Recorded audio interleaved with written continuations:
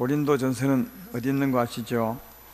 16장 오늘 1절부터 마지막 절까지 할 텐데요. 오늘 읽을 말씀은 13절, 14절만 보겠습니다. 고린도전서 16장 13절, 14절 다 같이 함께 읽겠습니다. 시작. 믿음에 굳게 서서 남자답게 강건하라. 너희 모든 일을 사랑으로 행하라. 아멘. 오늘 고린도전서 강의 마지막 시간입니다. 33번째 시간이 마지막 시간이네요. 제목은 깨어 믿음에 서서 남자답게 행하라, 이런 제목으로 마지막 시간 말씀하겠습니다. 마지막이라고 예배 마지막이 아니고요, 고린도전서 강의 마지막 시간입니다. 원래 마지막은 이제 결론을 말씀해 줍니다. 본론이 가장 중요하지만 본론에서 더 엑기스 같은 결론을 마지막에 해주는 게 보통 글 쓰는 사람들이 하는 형태 아니겠습니까? 그런 의미에서 오늘 마지막 시간 결론 길지 않지만 그래도 중요한 말씀을 고린도전서 강해를 요약해서 우리에게 어떻게 살아야 될 것인가를 요약해 주고 있는 것 같습니다. 그 중요한 결론은 조금 이따 하기로 하고요, 마지막이니까 마지막으로 정리해 주는 부분들을 조금 이해해 보고자 합니다. 우선은 헌금에 대한 말씀을 하고 있습니다. 1절부터 4절까지 한번 보겠습니다. 16장 1절부터 성도를 위하여 연보에 관하여는 성도를 위하는 연보에 관하여는 내가 갈라디아 교회에게 명하는 것 같이 너희도 그렇게 하라. 매주 첫날에 너희 각 사람이 수입에 따라 모아두어서 내가 갈 때에 연보를 하지 않게 하라. 내가 이럴 때에 너희가 인정한 사람에게 편지를 주어 너희의 은혜를 예루살렘으로 가지고 가게 하리니 만일 나도 가는 것이 합당하면 그들이 나와 함께 가리라. 그렇게 기록합니다. 성도들을 위한 연보에 관한 말씀이죠. 헌금에 관한 겁니다. 헌금은 2절에 보면 매주 첫날에 하라고 말합니다. 매주 첫날이 무슨 날이겠습니까? 매주 첫날이면 월요일이겠습니까? 주일이겠습니까? 왜 주일이죠? 우리는 월요일을 매주 첫날을 하잖아요. 근데 왜 주일은 마지막 날인데? 이게 이제 세상하고 하나님 사람들하고 틀립니다. 세상 사람들은 월요일을 첫날이라 하죠. 그래서 이제 월요일까지 월요일부터 토요일까지 쭉 일하다가 이제 마지막 날 일요일 날, 그들이 말하는 일요일 날 이제 푹 쉬는 것으로 그렇게 이제 날짜를 세는데, 우리들은 첫날이 주일입니다. 이게 여기 매주 첫날은 주일입니다. 주일날 하나님께 힘을 얻어서 그 힘으로 이제 살아가는 것이 우리의 삶입니다. 그래서 세상 사람은 주일날을 마지막 날이라 하지만 우리는 주일날을 첫날이라 합니다. 첫날에 하나님 만나고 힘을 얻고 그 힘으로 세상을 이기며 살아가는 삶을 사는 게 우리들의 삶인즉, 여기 매주 첫날은 주일날 말하는 겁니다. 그러니까 주일날 헌금을 해서, 주일날 예배 때 헌금을 해서 모아두라. 주일날 하는 게 의미가 있는 것은, 헌금은 사람에게 하는 것이 아니라 사람을 도와주는 헌금을 한다 해도 하나님을 사랑해서 하는 것이니까 예배 때 하는 것이 이제 맞습니다. 그래서 매주 첫날 예배 때 헌금을 하라. 바울이 그 헌금을 가지고 예루살렘으로 가겠지만 바울 올 때 헌금을 하지 말고, 그러니까 바울 오니까 돈 모아서 하지 말고 예배 때 헌금을 하나님께 드려서 그 다음 모아서 이제 그것을 사용하도록 하라. 그렇게 말씀을 합니다. 따라서 헌금은 예배 때 하는 것이 맞습니다. 혹시 주중에 무슨 일을, 교회 일을 위해서 할 때도 가능하면 주일날 헌금해서 그 돈을 가지고 하는 게 그게 참 좋겠다. 하나님을 사랑함으로 예물을 드리고 드린 예물로 이제 교회 일을 하는 것이 맞습니다. 그리고 헌금을 하되 수입에 따라 하라, 그렇게 말합니다. 여기 이제 우리가 수입에 따라 헌금하는 것은 주로 11조 아니겠습니까? 수입에 얼마에서 10의 1을 하는 게 11조 헌금이니까 11조를 주로 수입에 따라 하는데, 여기 말은 11조를 포함해서 다른 헌금도 마찬가지입니다. 수입에 따라 하라. 좀 많은 수입이 많은 분들은 좀 많이 하고, 또 수입이 좀 적은 분들은 적게 하고, 11조는 물론이거니와 감사헌금도 선교헌금도 수입이 많은 분은 많이 하는 게 사실은 맞다고.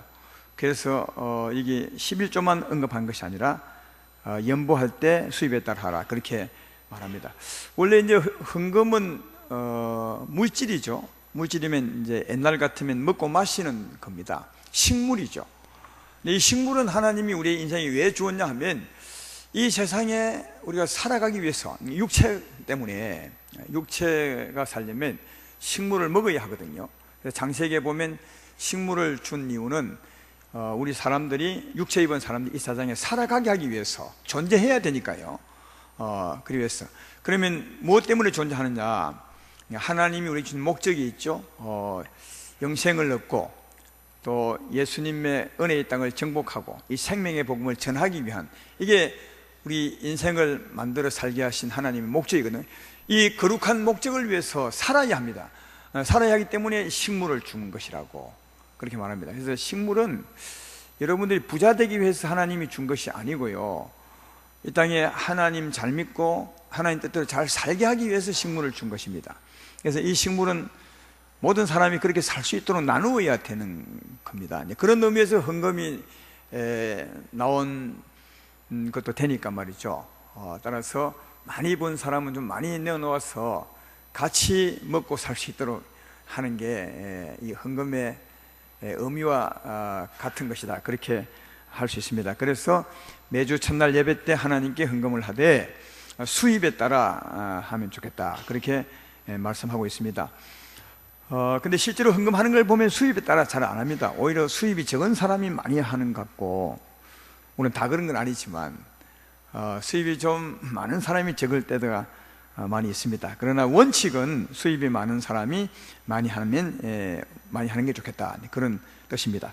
그리고 헌금은 감사함을 하는 겁니다. 받은 은혜에 감사해서 하는 겁니다. 그래서 헌금은 일종의 은혜라고 할 수 있습니다. 3절이 이제 그걸 말해주고 있습니다. 내가 이럴 때에 너희가 인정한 사람에게 편지를 주어 너희의 은혜를 예루살렘으로 가지고 가게 하리니. 여기 은혜는 헌금을 말하거든요. 그래서 헌금은 단지 돈이 아니라, 물질이 아니라 하나님께 받은 은혜가 감사해서 내는 거거든요. 감사함으로 이웃을 생각하여 내는 것이고, 감사하여 하나님께 드리는 것이 이제 헌금이니까, 헌금을 다르게 말하면 은혜라고 할 수 있습니다. 그래서 감사함으로 헌금을 해야 합니다. 우리가 세상에 살다가 교회에 왔기 때문에 한 가지 조금 잘못 알고 있는 게 하나 있는데, 세상 사람들은 절에 가서 시주를 하거나 아니면 뭘 하게 되면 꼭 그걸 내면서 그곳의 대가로 복을 바라고 내거든요. 시주가 일종의 그런 거거든요. 내고 절에 가서 내면, 부처에게 내면 이 부처가 내게 복을 줄 것이다. 이 헌금은 복을 기대하며 내거든요. 다 그렇죠? 예. 그래서 그 시주할 때도 정성을 들여서 그 시주 몫으로 뗀 것은 가다가 땅에다 안 놓는다잖아요. 늘 어깨 메고. 정성을 들여 가는 것은 이 정성을 부처가 받는지 모르겠지만 받고 우리 가정에 복을 달라고 이제 하는 겁니다. 근데 헌금은 그래야 하는 게 아니라, 헌금은 하나님께 이미 복을 받았기 때문에 감사함으로 하는 겁니다. 예. 요 헌금을 낼 때 내 돈 얼마 냈으니까 하나님 요거 보시죠, 요 대가로 복 주세요, 이런 게 아니에요. 그건 참 잘못된 겁니다. 헌금은 은혜입니다. 영생을 주신 은혜 감사하고, 나를 지킨 은혜 감사하고, 나를 보호해준 은혜 감사하고, 앞으로도 지킬 것에 감사해서 하나님께 드린 겁니다. 그래서 헌금할 때 마음을 좀 바르게 정하셔서 헌금하시는 게 좋습니다. 헌금은 은혜지, 받은 은혜에 감사하는 거지, 이걸 내가 드릴 테니까 복을 주세요, 이게 아님을 꼭 기억하시고 해야 합니다. 11조를 드릴 때 예수님이 그 마음을 가지고 하라고 한 말씀이 마태복음 23장 23절에 있습니다. 여기 보면 11조 할 때 이렇게 하라죠. 화 있을진저 외식하는 서기관들과 바리새인들이여, 너희가 박하와 회향과 근처에 11조는 드리되 율법에 더 중한 바 정의와 긍휼과 믿음은 버렸도다.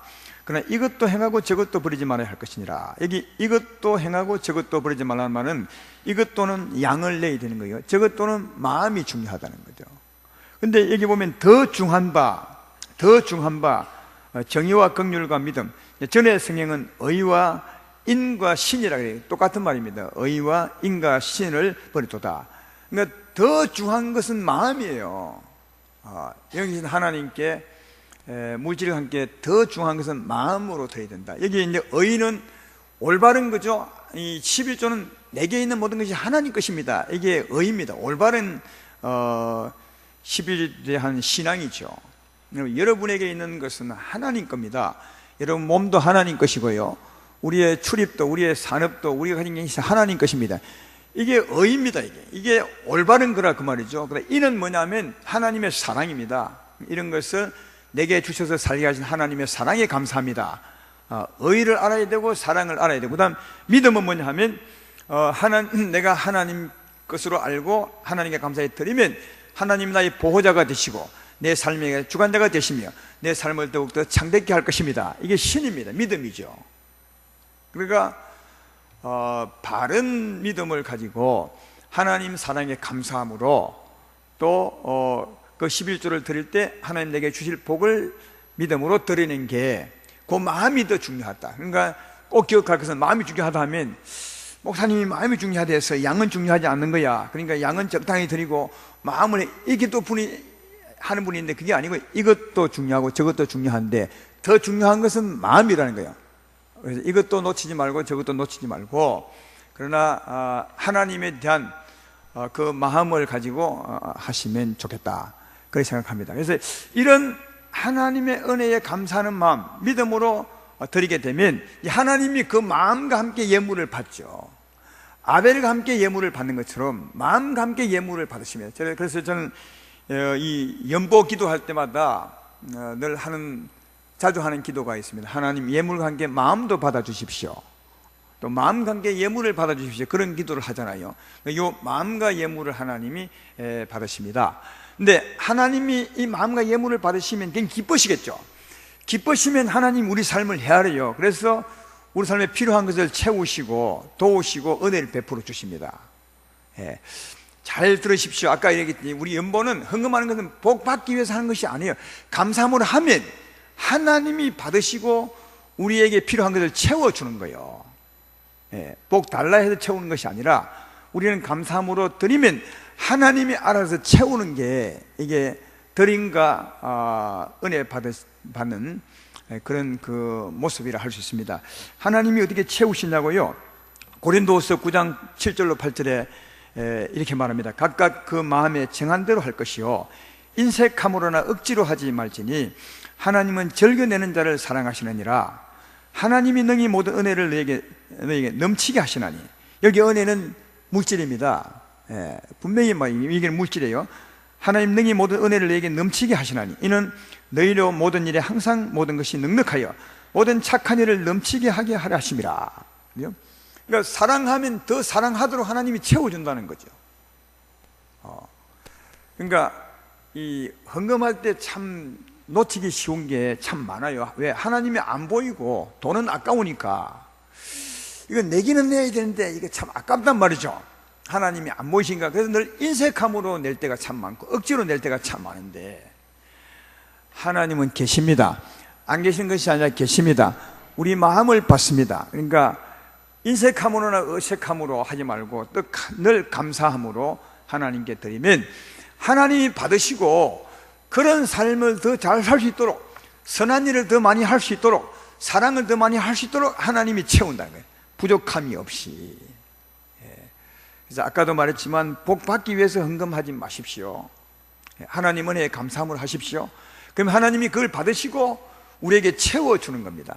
그 채워주심은 복 달라 하는 대가를 주는 것이 아니라 은혜로 다시 더 베풀어 준다 하는 겁니다. 이게 하나님 앞에서 헌금하고 하나님의 사랑받고 살아가는 모습입니다. 은혜에 감사함으로 하시고 하나님의 사랑을 받고 살아가는 여러분의 영육간 삶이 되기를 주의 이름으로 축원합니다. 근데 여기 보면 고린도 전 교회의 헌금을 받아서 예루살렘에 가지고 가죠. 은혜를 예루살렘으로 가지고 가게 하리니, 여기 예루살렘은 이제 그 당시에 믿음의 본산입니다. 총회죠. 요즘 같으면 우리 총회와 같은 겁니다. 그래서 해비 낸 것은 아니지만 거기서 은혜를 받았기 때문에 받은 사람들이 그 은혜를 예루살렘에 좀 주는 겁니다. 예루살렘을 통해서 어려운 이웃을 도우기도 하고 복음 전하는 일을 하기 위해서 하는 거죠. 개인이 하는 것보다 모아서 하면 더 많은 일을 할 수 있거든요. 그래서 이제 또 다른 곳에 보면 다른 교회의 안디옥 교회의 은혜를 가지고 예루살렘에 가서 예루살렘에 있는 그 흉년이 들 때 어려운 성도들을 도와준 일도 있고 하는 것을 볼 때 많은 교회들이, 지방 교회들이 은혜를 가지고 예루살렘에 보내서 예루살렘에서 또 종합적으로 큰 일도 하고 많은 일을 했던 것을 볼 수 있습니다. 지금도 총회에서 이제 그런 일을 하고 있는데 지난주와 이번 주에 이제 세례 헌금을 내는 것도 그 헌금이 의무금이라 해서 좀 표현이 뭐해요. 그 의무금 아니에요. 세례 받은 사람이 하나님께 감사하여 드리는 의무금이 아니라 자진해서 드리는 사랑이라 할 수 있습니다. 그러니까 총회에 드리면 총회는 전국교회 모아서 많은 돈이 되겠죠. 큰 돈을 가지고 큰 일을 할 수가 있습니다. 그래서 이제 총회에서 결정해서 세례 교인들만큼은 그래도 1년에 한 번쯤 하나님 나라 큰 일을 한번 해보자 해서 이제 총회에서 시작되게 되었는데, 이런 일에 동참하는 것도 총회가 어떻게 쓰든 그는 그분들의 일이고, 우리는 하나님 사랑하면 낼 때 하나님의 일들이 이루어지지 않을까 그렇게 생각됩니다. 그래서 오늘 본문에도 보면 교회에서도 헌금한 돈을 쓰겠지만 이웃을 위해서 또 교회를 위해서 예루살렘에도 보낸 것을 발견해 볼 수가 있습니다. 그게 헌금에 대한 이제 바울의 말씀이고요. 또 하나는 바울이 선교여행을 다녔는데, 선교여행 다닐 때도 바울 자기가 자비랑 할 수 있지만 교회들로 하여금 그 선교하는 일에 참여토록 했던 것을 볼 수가 있습니다. 바울은 곳곳에서 자비랑 했다는 말을 많이 씁니다. 그는 이제 천막을 만드는 기술자였습니다. 그래서 이제 가서 천막을 만들죠. 그 당시에는 요즘처럼 집이 안 좋으니까 천막 지고 사는 사람이 많았거든요. 그런데 천막 산업이 상당히 발달되어 있었습니다. 그 기술이 있으니까 가서 이제 천막을 좀 수리해 주거나 천막을 만들어 주고 또 돈을 벌어서 그 돈으로 사도 바울은 복음을 전하고, 그래서 이제 자비랑 선교를 많이 했다고 하는데, 그러나 바울은 실제로 자비랑 선교도 했지만 교회들로 하여금 그 선교에 참여하게 했던 것을 볼 수 있습니다. 왜 참여하게 했는지를 아십니까? 그 이유가 많이 있는데, 우선은 이제 참여하게 한 일을 한번 보면 오늘 본문 5절 7절에도 나와 있습니다. 거기 보면 내가 마게도냐를 지날 터이니 마게도냐를 지난 후에 너희에게 가서, 고린도 교회에 간다는 말이죠, 혹 너희와 함께 머물며 겨울을 지낼 듯도 하니 이는 너희가 나를 내가 갈 곳으로 보내어주게 하려 함이니 이제는 지나는 길에 너희 보기를 원하지 아니하노니 이는 만일 주께서 허락하시면 얼마 동안 너희와 함께 머물기를 바람이라. 전에는 그냥 지나치면서 갔던 것 같아요, 고린도 교회는. 그러나 이번에는 가서 너희와 함께 머물러서 교제도 하고 지내기를 바란다. 그 이유는 그렇게 할 때 너희에게 돈을 좀 받아서 너희가 그 돈으로 또 다른 곳에 선교여행을 보내주면 좋겠다. 그렇게 해서 이제 교회의 도움으로 선교여행을 다니려고 하는 바울의 모습을 볼 수 있고요. 오늘 또 본문 뒷부분에 보면 17절 18절이죠 실제로 선교비를 도움 받는 것을 볼 수 있습니다. 내가 스데바나와 버드나도와 아가이고가 온 것을 기뻐하노니 그들이 너희의 부족한 것을 채웠습니다. 그들이 나와 너희 마음을 시원하게 하였으니 그러므로 너희는 이런 사람들을 알아주라, 그렇게 말합니다. 아마 스데바나, 버드나도, 아가이고가 바울에게 와서 선교비를 많이 좀 주었던 것 같아요. 이 사람들은 고린도 교회에 속한 사람들인데 사도 바울에게 가서 이제 선교비를 도와주었던 것 같습니다. 그것을 두고 바울이 말하기를 이 세 사람이 너희와 나의 마음을 시원하게 했다, 그렇게 이제 기분 좋게 했다, 이제 그렇게 말하고 있습니다. 왜 시원하게 했냐 하면 바울은 선교비가 필요했던 거고, 또 고린도 교회는 선교비를 좀 드려야 되는데 못 드리고 있었어요. 그러니까 고린도 교회는 고린도 교회대로 부담을 갖고 있었습니다. 선교비를 드려서 선교 일을 하게 해야 되는데 드려야 되는데 못 드리고 있었고, 바울은 선교비가 필요한데 선교비가 없는 거죠. 이 두 가지 마음을 이 세 사람이 딱 드려서 시원하게 아주 흡족하게 했다, 그렇게 말하고 있습니다. 그리고 18절에 보면 그러므로 너희 이런 사람들을 좀 알아주라, 그렇게 말합니다. 좀 칭찬해주고 알아주라, 나와 너희의 마음을 시원하게 했지 않느냐, 이렇게 말하고 있습니다. 근데 이 부분도 제가 한 말씀 드리고 싶은 것이 있다면, 여러분도 이런 일을 많이 하는데 이런 일을 할 때 칭찬 받으려고는 하지 마세요. 언젠가 제가 설교한 적이 있는 것 같아요. 칭찬 받으려고 하지 말고, 하는 사람은 칭찬 받으려 하지 말고 주께 감사해서 사랑함으로 하시고, 그러나 받는 사람은 칭찬하셔야 돼요. 고맙다고, 정말 감사하다고, 이래 해야 맞는 겁니다. 그래서 아까도 헌금할 때도 복을 주십시오라고 하지 말고 은혜에 하지만, 하나님은 복을 주시거든요. 그것처럼 여기도 마찬가지로 선교 헌금을 하거나 헌금할 때, 감사함으로 할 때, 그러나 이 받는 사람은 고맙다, 감사하다고 칭찬하라는 겁니다. 따라서 사랑하는 여러분, 칭찬받기 위해서 하지 말고 은혜에 감사해서 하시고, 그러나 받는 사람은 꼭 칭찬을 해주면 오히려 힘이 될 것이고 알아주는 것이 돼서 좋지 않을까, 그렇게 생각을 합니다. 근데 여기도 보면 이제 사도 바울이 교회로 하여금 이 선교에 실제로 참여하게 하거든요. 물질로서 말이죠. 왜 이렇게 물질로 참여하게 하느냐, 이건 빌립보서 4장 15절로 19절에서 왜 참여하게 하는지를 잘 설명해 주고 있습니다. 한번 제가 길지만 읽어보겠습니다. 내용이 다 안에 있으니까 들어보십시오. 빌립보 사람들아, 너희도 알거니와 복음의 시초에 내가 마게도냐를 떠날 때 주고받는 내 일에 참여한 교회가 너희 위에 아무도 없었느니라. 여기 주고받는 것은 이제 선교비를 주고받은 겁니다. 데살로니가에 있을 때도 너희가 한 번뿐 아니라 두 번이나 나의 쓸 것을 보내었도다. 내가 물건을 선물을 구함이 아니요 오직 너에게 유익하도록 풍성한 열매를 구함이라. 내게는 모든 것이 있고 또 풍족한지라. 에바브로디도 편에 너희가 준 것을 받음으로 내가 풍족하니 이는 받으실 만한 향기로운 제물이요 하나님을 기쁘시게 한 것이라.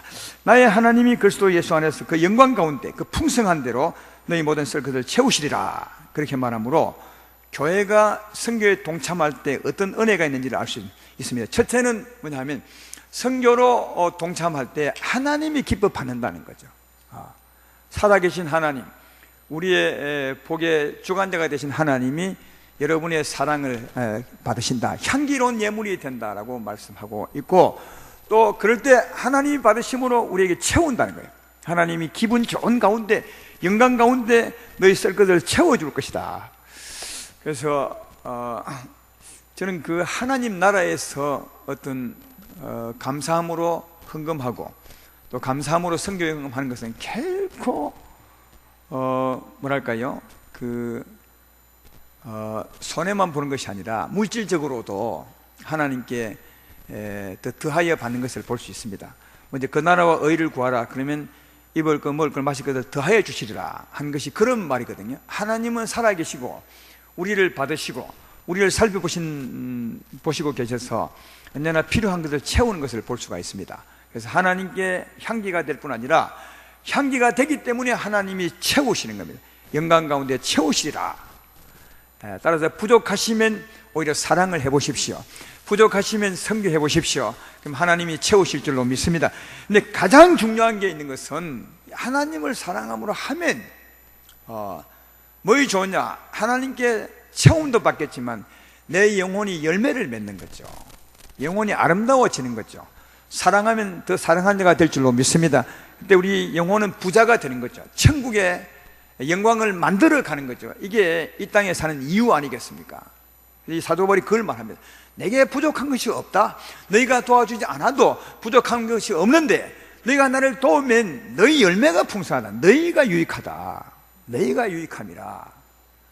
그래서 교회가 선교일에 동참할 때, 사랑함으로 헌금하며 교회를 동참할 때 그 일이 어떻게 되든지 그건 하나님의 소관이고 교회의 소관일 뿐 아니라, 하는 사람은 세 가지 유익이 있습니다. 하나님을 기쁘시게 하고, 하나님께 채움을 받고, 무엇보다도 내 영혼이 아름다워진다. 그래서 이것을 사도 바울이 알기 때문에 자비랑 해도 되지만 꼭 동참을 시켰어요. 여러분, 이게 동참시키는 이게 참 사람인지라 쉬운 것은 아니에요. 차라리 그냥 내 돈과 하는 게 낫지, 자비랑 하는 게 훨씬 편해요.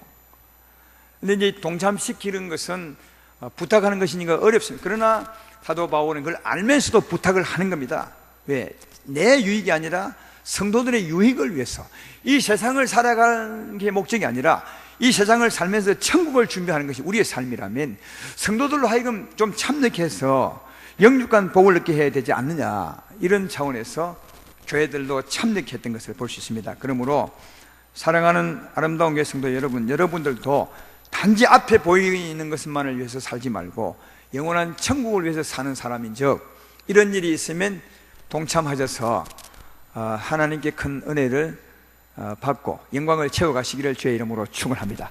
그리고 이제 마지막으로 이제 교회 간 인사하는 겁니다.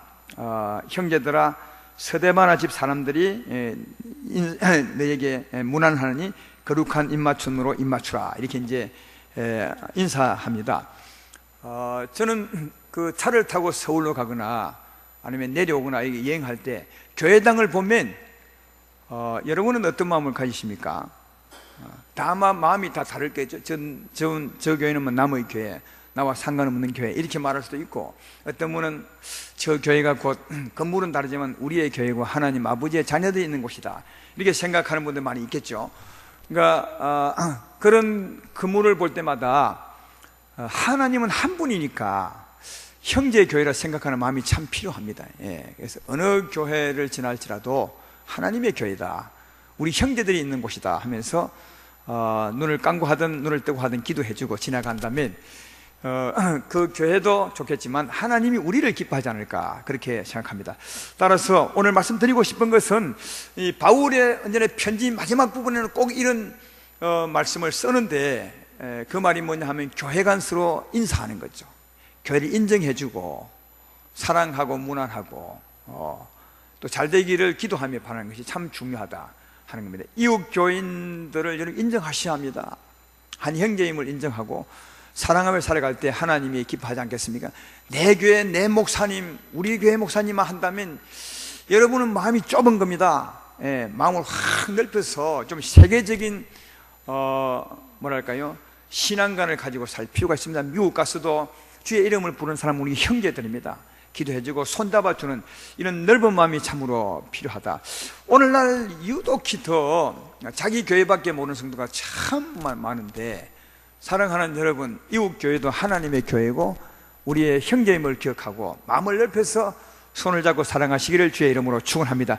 그러나 신천지는 가지 마십시오. 왜냐하면 그건 교회가 아니잖아요. 그건 이미 예수 이름을 믿는 교회가 아니고 주의 이름을 오히려 허는 교회니까.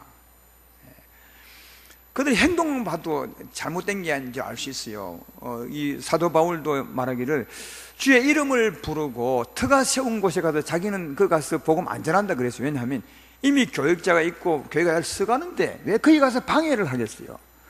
또 거기보다 우리가 좋다고 할 필요가 사실 없어요. 물론 이제 교회 성도님들 나와서 방황할 때는 꼭 데려다가 바로 세워주고 또 보내면 참 좋겠지만, 인정하고 인정하는 것보다 하나님을 인정하는 것이고 좋은 건데, 지금 신천지는 어떻게 합니까? 교회를 막 무너뜨려요. 자기들만 옳다고, 다 틀렸다고.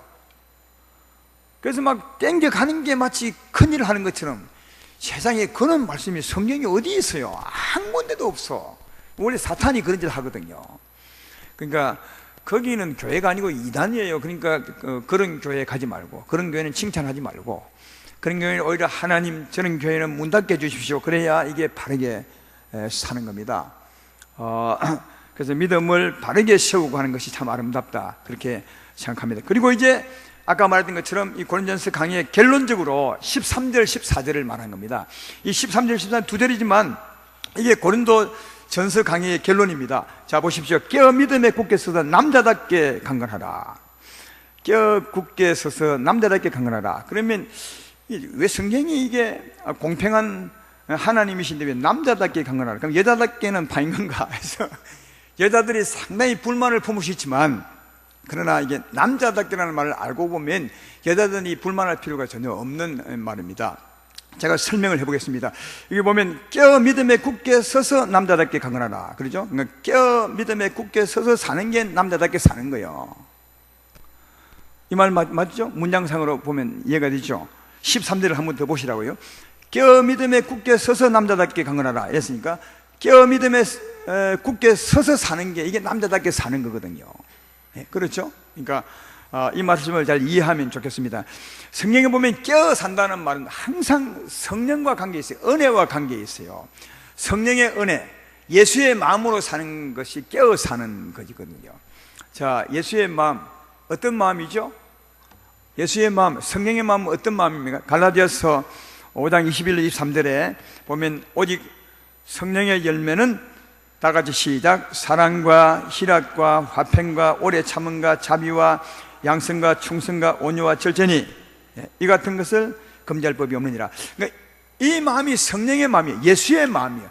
이 예수의 마음으로 사는 게, 예수의 마음이 내 마음 되어서, 다르게 말하면 성령 충만함으로 사는 게 깨어 사는 거예요. 항상 이게 이 사랑과 희락과 화평, 이게 빛이거든요. 이 빛 가운데 산다는 말이 이 마음으로 산다는 말이고, 빛 가운데 산다는 말은 깨어 산다는 거 아니겠습니까? 지금 우리는 깨어 있죠. 낮이기 때문에 빛이 있습니다. 이 영적인 빛이 뭐냐 하면 사랑과 희락과 화평과 오래 참음과 자비와 양성과 충성과 이런 것입니다. 그러니까 이 빛이 충만한 것, 이게 이제 낮에 사는 것이 영적으로 깨어 사는 것입니다. 따라서 이 성령의 마음으로 믿음에 굳게 서서 성령의 이 마음으로 예수님을 굳게 믿고 사는 게 뭐라고 해요? 남자답게 사는 거다, 그 말이에요. 여러분, 우리가 남자답게 산다 할 때 주로 우리가 생각하는 남자는 조금 달라요.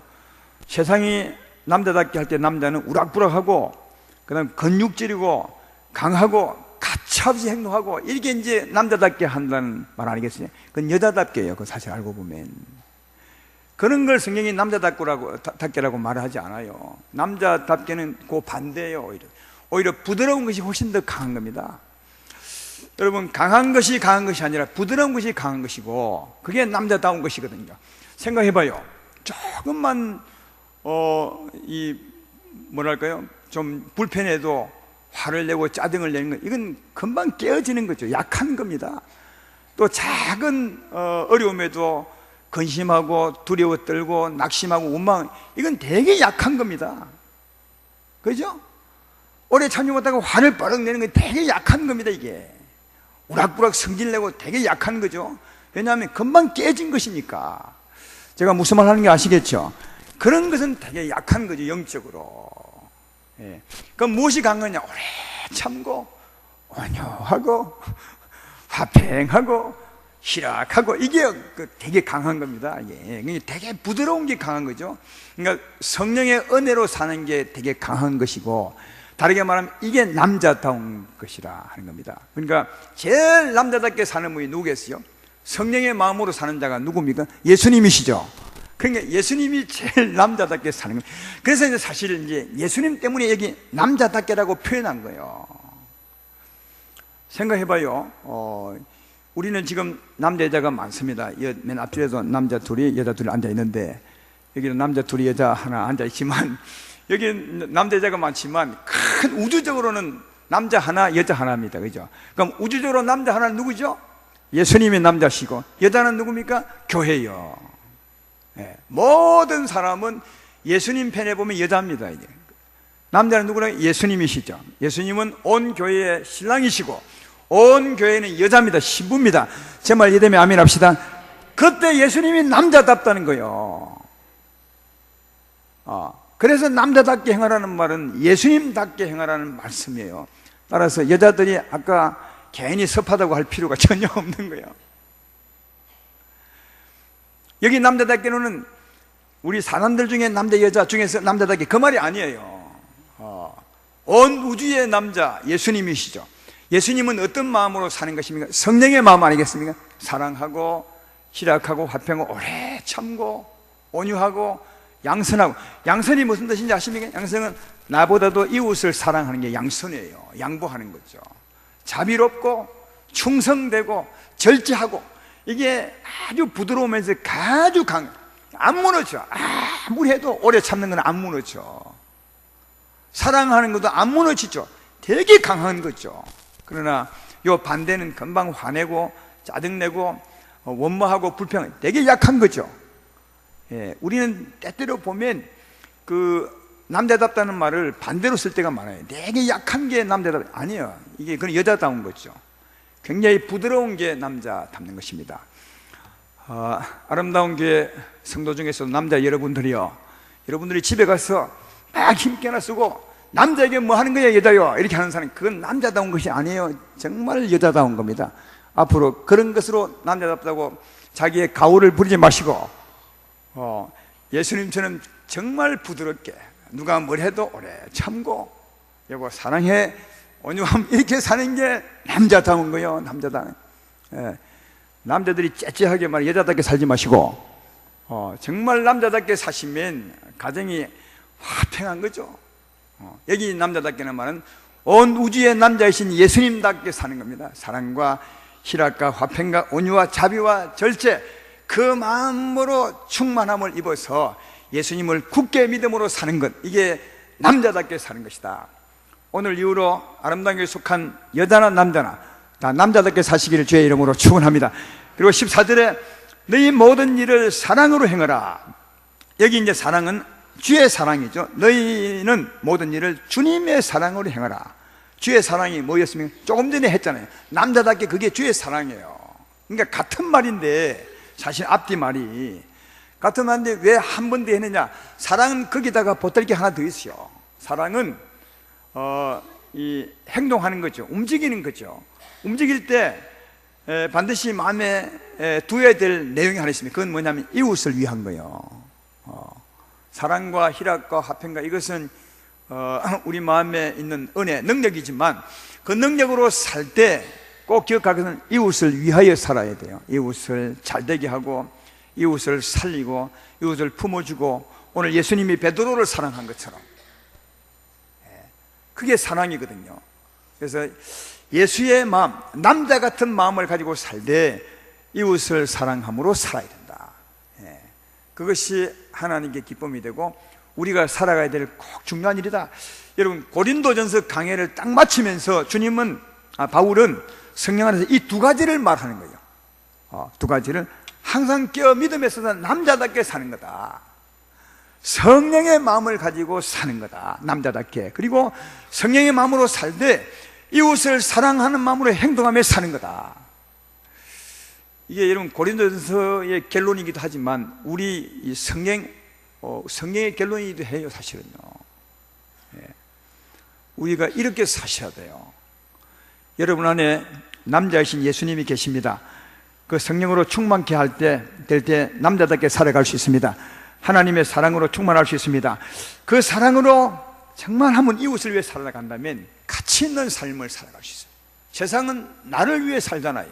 그러나 우리는 알고 봤더니 예수의 사랑으로 이웃을 위해서 살더라고요. 근데 그 사랑이 너무 기쁘고 가치도 있고 하나님을 기쁘시게 하면 우리도 정말 기쁘고 만족하는, 그렇습니다.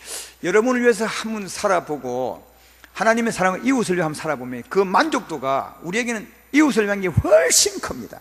훨씬 크고 삶의 가치도 있고 의미도 있고요. 열정도 거기도 생기가 나고 그렇습니다. 따라서 이 말이 정말 우리에게 결론적으로 주는 말씀이라 할 수 있습니다. 이 말씀을 꼭 새기셔서 살아가기를 주의 이름으로 축원합니다. 그리고 이제 마지막으로 21절부터 24절까지 사도 바울이 고린도교회 성도에게 마지막으로 하는 인사죠. 자, 저도 여러분에게 인사합니다. 내가 어디 간다는 말이 아니라 말씀이 그렇습니다. 누구는 친필로 너에게 문안하노니 만일 누구든지 주를 사랑하지 아니하면 저주를 받을지어다. 우리 주여 오시옵소서. 주 예수 그리스도의 은혜가 너희와 함께하고 나의 사랑이 그리스도 예수 안에서 너희 무리와 함께할지어다. 아멘. 이때는 아멘 하셔야 돼요.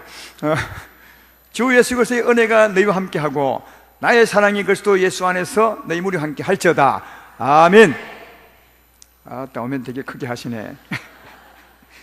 근데 아멘하고 끝내려니까 22절 말씀이 걸려요. 누구든지 주를 사랑하지 않으면 저주를 받을지어다. 이게 거꾸로 주를 사랑하면 축복을 받지, 이렇게 하면 참 좋았을 텐데, 그러면 한 번도 안 돌아왔을 텐데, 주를 사랑하지 않으면 저주를 받을지어다. 그래서 또 가던 걸음을 멈추게 하네요. 여러분 예수님을 안 믿는 사람, 주를 사랑하지 않는 사람들은 이미 저주받은 사람입니다. 가서 말하지는 마세요. 그러나 알고 보면 저주받은 사람이 주의 은혜 밖에 있는 사람이니까 이미 죄인으로 심판받은 사람. 물론 심판받은 사람이 나오면 또 심판에서 벗어나게 되지만 지금 죄 가운데 살면 심판받은 사람이에요. 지옥에 갈 사람들이죠. 그래서 이런 사람들을 구원하는 게 우리 전도거든요. 그러니까 안 믿는 사람은 이미 저주 가운데 있는 겁니다. 주를 사랑하지 않기 때문에. 그러니까 여기 말씀은 주를 믿는 사람들 가운데 하는 말이에요. 주를 믿는 사람으로서 주를 사랑하지 않는 사람은 저주를 받을 자다. 이거는 저주를 받으라는 말이 아니라 이 역으로 아주 강조하는 겁니다. 무슨 말이냐면 주님을 사랑함으로 축복받는 삶을 꼭 살라고 말해요. 꼭 살라고 이렇게 말하는 거예요. 주를 사랑함으로 살지 아니하면 헛되면 잘못 사는 겁니다. 아무 의미가 없어요. 우리 교회에서 가장 강조를 많이 하는 말이 뭐냐 하면 주님의 사랑으로 사랑하라. 이 삶이 내 삶의 복이고 내 영광이다. 이 말 수없이 하죠. 근데 주의 사랑으로 사랑하지 아니하면 아무 의미가 없어요. 하나님 사람으로 사는 게 아니거든요. 저주받는 것이나 별 다를 바가 없어요. 가치 없는 삶이니까.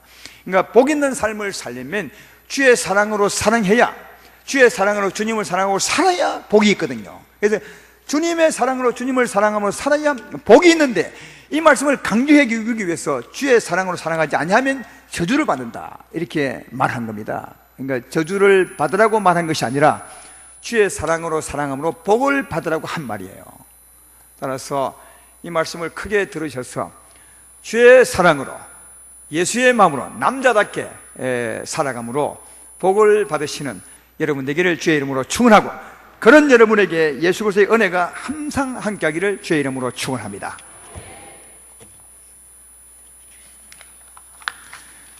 이제 내가 살아도 오늘 말씀 생각하면서 찬송으로 주 앞에